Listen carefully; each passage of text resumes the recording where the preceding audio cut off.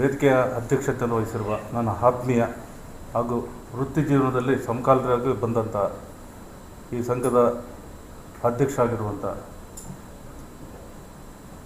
ಕೆಂಚೇಗೌಡರಿಗೆ ಕೆಂಚೇಗೌಡರು ಅವರು ಒಂಥರ ಈ ಸೋದರನೂ ಅಲ್ಲ, ಗೆಳೆಯನೂ ಅಲ್ಲ, ನೆಂಟನೂ ಅಲ್ಲ, ಆ ಟೈಪು ನಮಗೆ ಎಲ್ಲ ಮಿಕ್ಸ್. ಅಂದರೆ ಅಷ್ಟು ಒಟ್ಟಾರೆ ಒಳಗೊಂಡಂಥ ಒಂದು ವ್ಯಕ್ತಿ.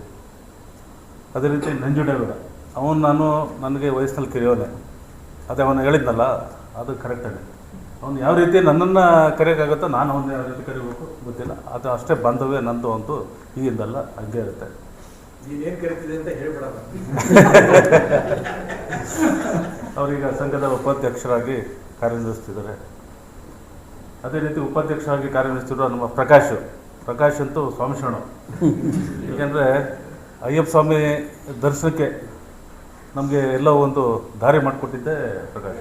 ಅದ್ರ ಒಟ್ಟಿಗೆ ನಂದು ಬಾಂಧವ್ಯ ಬೇರೆ. ನಾನು 2005ರಿಂದ 2008ವರೆಗೂ ಮಾಧ್ಯಮ ಅಕಾಡೆಮಿ ಮೆಂಬರ್ ಆಗಿದ್ದೆ. ಸಾಹಿತ್ಯ ಟೈಮಲ್ಲಿ ಅವ್ರಿಗೊಂದು ಅವಾರ್ಡು ಸಿಕ್ಕಿತ್ತು, ಮಾಧ್ಯಮ ಅಕಾಡೆಮಿ ಅವಾರ್ಡ್ ಸಿಕ್ಕಿತ್ತು. ಅದಕ್ಕಿಂತ ಹೆಚ್ಚಾಗಿ ಅದಕ್ಕಿಂತ ಹಿಂದಿನಿಂದನೂ ಒಂಥರ ಫ್ಯಾಮಿಲಿ ಒಡನಾಟ ಪ್ರಕಾಶ್ ಅವ್ರದ್ದು. ಅದೇ ರೀತಿ ನಮ್ಮ ಸುರೇಶ್ ಅವರು ಕಸ್ತೂರಿಗೆ ಸೇರಿಕೊಂಡ್ರು, ಇದರಲ್ಲಿ ಸೇರಿಕೊಂಡ್ರು. ಅಲ್ಲಿಂದಲೂ ಬರೀ ಪ್ರೀತಿಯಿಂದ ಇವತ್ತು ಅದೇ ರೀತಿ ವಿಜಯ ಕರ್ನಾಟಕ ಇದು ಕಸ್ತೂರಿ, ಈಗ ಸಾಕಷ್ಟು ಪ್ರಜಾ ಟಿವಿ, ಸಾಕಷ್ಟು ಚಾನಲ್ಗಳು ಕೆಲಸ ಮಾಡಿದ್ರೆ. ಒಳ್ಳೆ ವೃತ್ತಿಲಿ ಒಬ್ಬ ನಿಷ್ಠಾವಂತ ಒಬ್ಬ ಪತ್ರಕರ್ತ. ಅವರು ಕೂಡ ನಾನು ಎಲ್ಲಿ ಸಿಕ್ಕಿದ್ರು ಅಷ್ಟೇ ಪ್ರೀತಿಯನ್ನು ಮಾತಾಡ್ತಾರೆ. ನಮಗೂ ಅದೇ ಖುಷಿ. ನಮ್ಮ ಇವರು ಹರೀಶ್ ಅವರು ನಮಗೆ ಒಂಥರ ಸಲಹೆ ಟೈಮಲ್ಲಿ ನಾವು ಮಾತಾಡ್ಬೇಕಾದ್ರೆ ಭಾಷೆನೇ ಬೇರೆ ಇರುತ್ತೆ.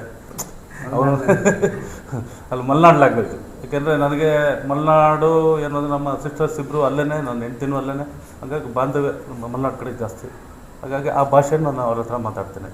ಇನ್ನು ನನ್ನ ಕಿರಿಯ ಸಹೋದರನಿಗೆ ಅವನು ಪ್ರಕಾಶ ಏನು ಅಂತ ಅದೇನೋ ಒಂಥರ ಅವನೊಂದು ಬಾಂಧವ್ಯ ಎಲ್ಲಿ ತೀರಾ ಅಂದರೆ ಒಂದು ಹಾಟ್ಲಿ ಒಳ್ಳೆ ನಮ್ಮ ಜೊತೆ ಇರೋನು. ಈಗಲೂ ಅದೇ ರೀತಿ ಬೆಳಗ್ಗೆನೂ ಫೋನ್ ಮಾಡಿದ್ದ, ಮಂಜಣ್ಣ ಎಷ್ಟು ಗಂಟೆ ಬರ್ತೀರಾ, ಬನ್ನಿ ಬೇಗ, ಹಾಗೆ ಹೀಗೆ ಅಂತ. ಹಾಗಾಗಿ ಅವನು ಊರಿಗೆ ಏನಾರು ಹೋಗ್ಬೇಕಾದ್ರು, ಬನ್ನಿ ಮಂಜಣ್ಣ ಊರಿಗೆ ಹೋಗೋಣ, ತೋಟ ನೋಡ್ಕೊಬರೋಣ, ಈ ಥರ ಎಲ್ಲ ಕರ್ಕೊಂಡು ಅಂದರೆ ಒಂದು ಪ್ರೀತಿಯಿಂದ. ಅದಕ್ಕಿಂತ ಹೆಚ್ಚಾಗಿ ನಮ್ಮ ಉದಯ್ ಕುಮಾರ್ ಅವರು, ನಾನು ಅವನಿಗೆ ಹೃದಯ ಅಂತ ಉದಯ್ ಕುಮಾರ್ ಅಂತೇನೆ.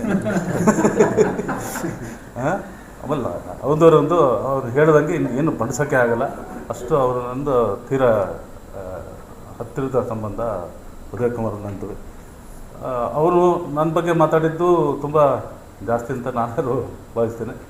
ಇರಲಿ, ಅವನ ಮನಸ್ಥಿತಿಯನ್ನು ಬಂತು ಅದಾಗಿ. ಆಮೇಲೆ ಉದಯರವನ್ನ ಅಷ್ಟೇ ಹೇಳಿದಂಗೆ ನಮ್ಮ ನೆಂಟಸ್ಥಾನ. ಅವರ ತಾಯಿನೂ ಅದೇ, ಅವ್ರು ಸಿಂಗಿಲರು. ಅವ್ರು ಬಂದರೆ ಮನೆಗೆ ಅವ್ರ ತಾಯಿನೂ ಇಲ್ಲ ಬಿಟ್ಟು ನಮ್ಮ ಅಮ್ಮ ಅವರು ಮಾತಾಡ್ಕೊಂಡು ಕೂತ್ಕೊಳ್ಳೋರು. ಆ ಥರದ್ದೆಲ್ಲ ಸಂಬಂಧಿರ ಅಂತ ಉದಯರಿ. ಅದೇ ರೀತಿ ನಮ್ಮ ನಟರಾಜು, ನಮ್ಮ ವೆಂಕಟೇಶು, ಇದು ಶರತ್ತು, ಇದು ನಾಗು, ಎಲ್ಲರೂ ಇಲ್ಲಿರೋರಲ್ಲಿ ಆಲ್ಮೋಸ್ಟ್ ಆಲ್ ತೀರಾ ಒಂದು ಸಂತೋಷ ಅನ್ಕೊಟ್ಟವನೆ. ಅವನು ಯಾರಿಗೂ ಕಾಣಿಸಲ್ಲ, ಅವ್ರೊಬ್ಬ ಸ್ನೇಹಿತ ಅಂತ ಹೇಳಪ್ಪ, ಅವರೊಬ್ಬಳೆ